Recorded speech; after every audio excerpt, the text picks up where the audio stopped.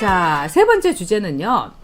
찐부자 임종석 어디 갔나입니다. 여러분, 찐부자라는 게 요즘에 그 젊은 친구들 말로요. 엄청나게 부자를 찐부자라고 합니다.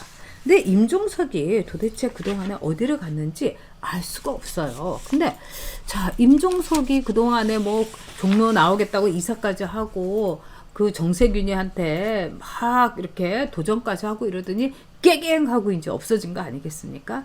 자, 왜 없어졌을까? 그 이야기를 제가 이제 좀 이거는 거의 팩트에 충실해서 취재를 했습니다. 한마디로 요즘 잔고 증명 내지는 집을 사더라도 어떻게 말하자면은 자금원을 어떻게 하느냐 한 것처럼 자금원 증명을 해야 되는데 임종석이가 탁 걸린 게 국회의원 되고 나면은 재산 신고를 해야 됩니다.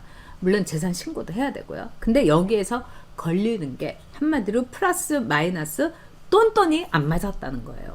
그러니까 들리는 말로는 임종석도 자기하고 특수 관계에 있는 모 여성한테 돈을 맡겨놨다 이런 얘기가 있습니다. 그런데 모 여성한테 돈 맡겨놓고 오케이 나는 아무 일 없어 이렇게 했는데 그게 아니었던 거예요.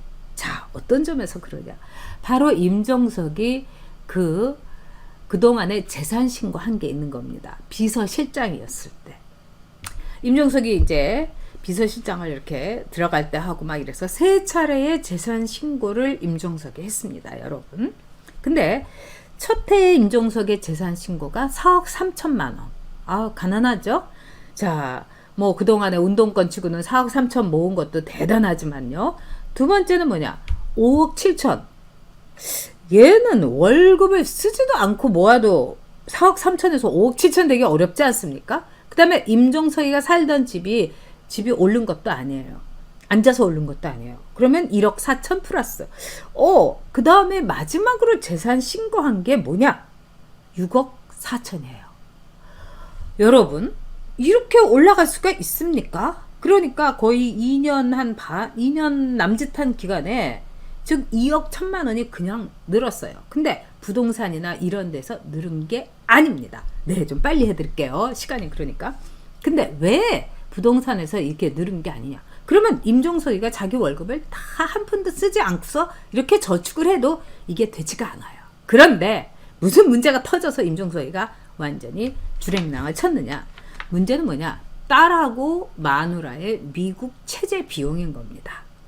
자, 딸이요, 시카고 예술대학에 있었는데, 여러분들 이건 잘 아시죠? 시카고 예술대학에서 학비가 어마무시하게 비싸서 5, 6만 불 됩니다. 그러면 아무리 학생이라도 얘가 먹고 살려면 최소한 1억이라는 게 있어야 돼요. 그 다음에 시카고는요, 여러분 물가가 비싼 것 중에 하나입니다. 저도 시카고 가봤지만 음식값도 비싸요. 근데 여기서 1억인데다가 와이프까지 딸 뒷바라지 한다고 대학생 말하자면은 그 뒷바라지를 한다고 엄마까지 간 거예요. 그래서 또 집도 좋은 데에 있었던 거예요. 임종석하고 와이프하고는 좀 사이가 좀 묘합니다. 왜? 제가 임종석하고 이 통해서 같은 위원회를 했을 텐데 그때 이제 같이 술을 마셨어요. 걔 골프 프로고 그 다음에 또 와인 좋아해요. 그래서 이렇게 술을 마시고 와인도 되게 잘 알더라고요. 그러더니 뭐라고 하냐면 자기 와이프가 뭐 미술 선생인가 뭐 프리랜서로 그걸 하는데 너무너무 불행하다고 맨날 자기한테 얘기도 안 하고 우울한 얼굴만 하고 있고 그래서 뭐 정신과에 가서 치료도 받고 있고 막 이렇다는 거예요.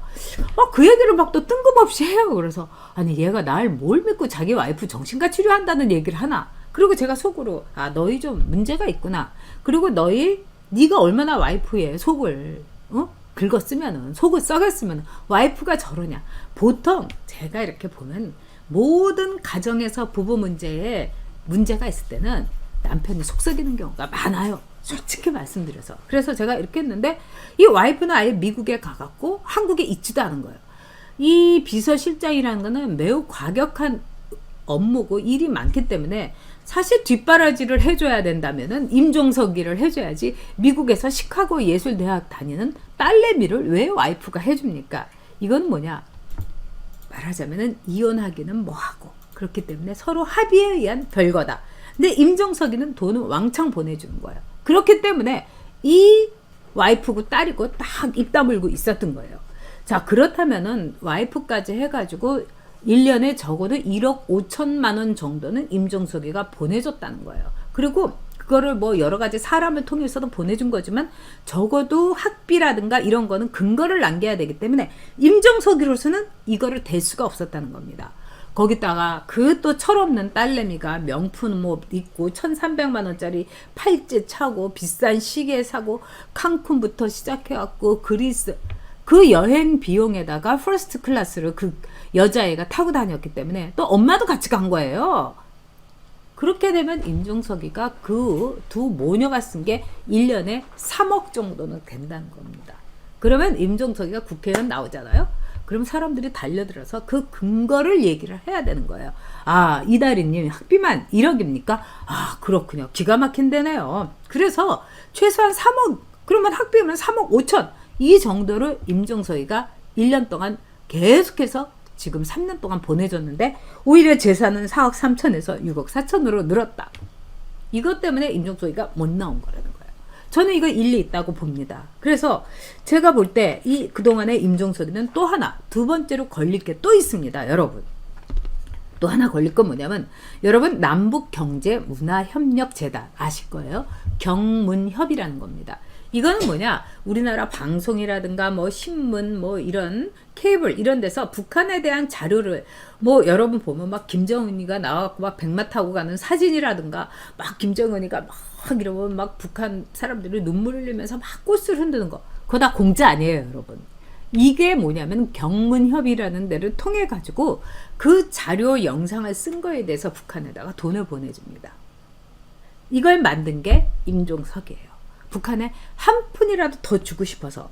그래서 임종석이가 이 경문협이라는 데를 자기가 2005년 7월에 만들어갖고 2017년 5월 10일 그러니까 즉 청와대에 자기가 비서실장으로서 딱 오다 받기 전 나서 딱 그만두기까지 그 재단을 경문협이라는 거를 임종석이가 한 거예요. 자, 문재인이 당선이 5월 9일이었는데 10일 날 경문협을 딱 문을 닫은 거죠. 이거 굉장히 임종석의 문제 이게 보여주는 겁니다. 자 그러면 13년 동안 북한에 공식적으로 보내준 돈만 22억 5,200만 원이었어요. 임종석이가요. 이게 공식적인 겁니다. 그런데 이것만 한 게 아니에요. 우리나라 출판사들이 얼마나 영세합니까? 근데 우리나라 출판사들의 저작권, 이거 북한에 뭐 월북한 작가 뭐 이런 것까지 다 저작권을 끌어당겨가지고 북한 작가의 문학작품을 펴낸 국내의 그 열악한 출판사들에게 낑긴 저작권료만 해도 여러분 7억 6천만 원이에요. 7억 6천만 원이면 출판사에서는 어마무시하게 대단하게 큰 겁니다. 그러니까 그래서 이것도 임종석이가 어떻게 받아냈는지 아세요? 아 영세 출판사에서 아 우리가 무슨 돈이 있어야 백석 시집 팔아가지고 우리가 무슨 돈이 있어야 이러니까 소송을 걸은 거예요. 소송을 걸어가지고 그것도 좌파 변호사 동원해가지고 불독처럼 쥐어대갖고 그걸 다 긁은 거예요. 그래서 임종석이라면은요 출판사들 영세한 출판사들에서 치를 떨고 있습니다, 여러분. 자 그런데 이렇게 했는데 여기서 또 문제가 생기고 있습니다. 뭐 통일부에서 2009년에 보고서를 냈습니다. 경문협의 대북 파트너인 저작권 사무국에 실체가 없다. 기가 막힌 일 아닙니까 여러분? 거기다가 저작권료가 저자에게 제대로 전달됐는지도 불투명하다. 그러니까 이 7억 6천만 원 누가 해 잡수신 거예요. 아주 깨끗하게 깔끔하게 해 잡수신 겁니다. 누가 먹었겠어요 여러분? 정답 답정너입니다. 답정임이에요. 그래서 또 경문협은 그동안에 북한에 돈 보냈다고 했는데 안 보낸 돈이 1억 7천만 원 이런 것까지 또 막 드러낸 게 있는 거예요. 그래가지고 어떻게 됐냐 지금요 문재인 정부가 들어선 뒤에 북한에서요 우리 그동안 돈 못 받았다. 뭐 경문협에서 우리 돈 준다고 했는데 돈 못 받았다. 그러니까 돈 달라 이러면서 마구마구 빚덕적을 하고 있다는 거예요. 북한에서. 정은이도 그렇겠죠. 아니 그 종석이 걔는 우리한테 돈 보내준다고 해놓고 이거 날로 먹은 거 아니야. 빨리 보내주라 이런 거예요. 그렇기 때문에 지금요 이 경문협 이 문제도 말하자면 폭탄이 돼버린 거예요. 그래서 임종석이가 두 가지 건으로 못 나오게 된 겁니다, 여러분. 그런데 지금 찐부자인 임종석이 뭐 7천억 원의 잔고가 있다는 둥, 뭐 임종석의 특수 관계인 여성인지 여성들인지 뭐 차명 계좌를 갖고 이거는 막 소문이고 팩트, 가짜 뉴스가 아니에요. 하지만 지금까지 말씀드린 건 여러분 팩트입니다. 경문협도 팩트고 또 임종석이의 그 딸내미부터 마누라에 대해서 그동안 호화 유학생활 한 것도 팩트고 임종석의 재산이 2년 동안에 2억 1천만 원이 불어난 것도 팩트입니다. 자, 이런 사람들이 여러분 좌파입니다. 그리고 임종석이는 계산을 했겠죠. 권력이냐 돈이냐 뭐 국회의원 안 한다 하더라도요. 권력을 잡을 여러 가지 일은 있지 않겠습니까? 근데 임종석은 최종적으로 뭐니 해도 머니다. 이렇게 얘기할 겁니다. 지금 이 좌파들이요. 우리나라에서 이렇게 발호를 하면서 태양광부터 시작을 해갖고 좌파들이 이 나라 돈을 거대하는 거 이루 말할 수 없습니다. 문재인이가 일자리 창출한다고 54조 날려버린 거 이거 껌값일 수 있습니다. 또 문재인이 2년 반 동안에 나라빚 100조 만든 거 이것도 껌값일 수도 있습니다. 이 대한민국이라는 나라에 지금 저는요 제가 정말 국회의원이면 꼭 해보고 싶은 게 뭐가 있냐, 얘네들이 아마 이 우리나라의 이른바 재산을 살금살금 다 처분하고 있을 겁니다. 말하자면은 이 기업 같은 경우도 뭐 이제 저기 기업의 이 재무 관계를 좀 이렇게 투명하게 하고 재무를 올린다. 즉 재무를 그러니까 빚을 막 줄이고 이러기 위해서는 있는 재산을 팔아갖고 그 회사를 처분해갖고 빚을 줄이고 또 뭐 신동빈이가 하는 식으로 200개의 말하자면은 롯데 체인을 없앤다, 뭐 마트 없앤다 이러는 것처럼 마구마구 팔아 넘기는 게 있을 거예요. 왜? 우리나라는 다른 나라보다 국위주의의 비중이 굉장히 높은 나라입니다. 나라 땅이 많아요. 우리나라가요. 그래서 이 박정희 시절에 나라 땅을 참 많이 해놨어요. 그래서 박정희 대통령 시절에 그래서 뭐 경부고속도로 이거 하는데도 사실 우리가 희생도 많이 했죠. 사유재산 가진 분들이 그냥 수용당해서 헐값 맞고 눈물 흘리면서 나가기도 하고 그랬는데 그렇게 확보한 땅들 이게 국유지로 남아있는데 이거를 아마도 문재인 정권이 마구마구 팔아 넘길 겁니다, 여러분. 그래서 여러분들 지방자치제라든가 이런 데 있으면 보세요. 근데 저는 지금 너무 억울한 게 얘네들이 팔아 넘긴 다음에 아마도 우리가 보게 될 겁니다. 그래서 지금 보면은요, 고양이한테 생선을 맡긴 게 이 문재인 정권이다. 저는 이렇게 생각을 합니다. 그래서 이 문재인 정권이 지금 우리가 없는 사이에 뭐 도로도 그냥 민간에 불화하고 그 다음에 무슨 뭐 공사 건물 같은 것도 다 무슨 지방 토우라든가 좌파의 뭐 강금원이 같은 박연차 같은 이런 애들한테 넘기고 그 아들한테 넘기고 별별 일이 다 있을 겁니다, 여러분.